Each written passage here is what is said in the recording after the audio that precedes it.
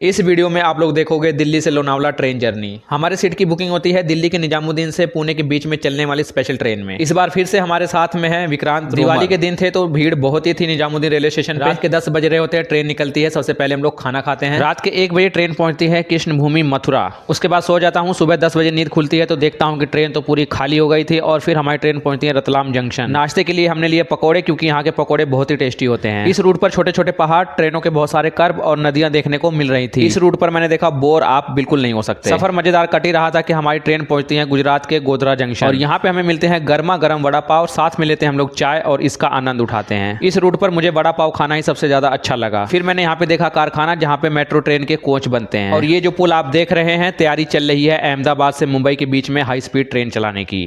फिर हमारी ट्रेन पहुंचती है गुजरात के बड़ोदरा जंक्शन पे। यहाँ पे हम लेते हैं चाय और पकोड़े। इस रूट पे खाने पीने की चीज़ों की क्वालिटी बहुत ही अच्छी है। बहुत सारी ट्रेनों की क्रॉसिंग देखने के बाद हमारी ट्रेन गुजरती है एक बहुत ही बड़े पुल से। इस नदी का मुझे नाम तो पता नहीं, पर बहुत ही लंबा था पुल। और फिर हमारी ट्रेन की रेस लगती है मालगाड़ी से और मालगाड़ी आगे निकल जाती है। फिर हमारी ट्रेन पूरे राइट टाइम शाम को 5 बजे पहुँचती है सूरत जंक्शन।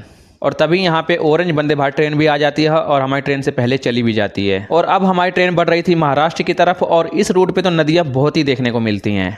महाराष्ट्र में ट्रेन एंटर करते ही आपको ऊंची ऊंची बिल्डिंग्स जो है देखने को मिल जाएंगी और ये ज़्यादातर फ्लैट्स होते हैं। भूख लग रही थी तो ये वाला सैंडविच लेते हैं 50 रुपए का, लेकिन ये वाला सैंडविच बहुत ही बेकार था। और महाराष्ट्र में तो भाई लोकल ट्रेनें हमारी एक्सप्रेस ट्रेनों को पीछे कर दे रही थी। और फिर हमारी train Vasai road Bhiwandi road होते हुए पहुंचती है कल्याण जंक्शन आधे घंटे की देरी से। और यहाँ पर तो हमारी ट्रेन पूरी ही खाली हो जाती है। कल्याण से थोड़ी दूरी हमारी ट्रेन जाती है और भाई शुरू हो जाती है यहाँ पे टनल। क्या ही नज़ारे। और यहाँ पर तो टनल में भी पटरियों की डबल लाइन बनी हुई है और टनल के अंदर ही बहुत ही बड़े बड़े कर्व भी आ रहे थे। ट्रेन हमारी पहाड़ों पर चल रही थी, लेकिन रात के समय में पता नहीं चल रहा था।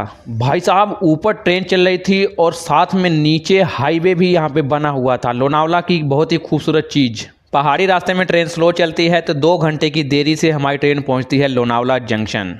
लोनावला रेलवे स्टेशन बहुत ही साफ़ सुथरा है और बहुत ही खूबसूरत बना हुआ है। लोनावला रेलवे स्टेशन बाहर से रात के समय कुछ ऐसा दिखता है और मौसम भी यहाँ पे बहुत ही सही था। ना सर्दी थी ना गर्मी।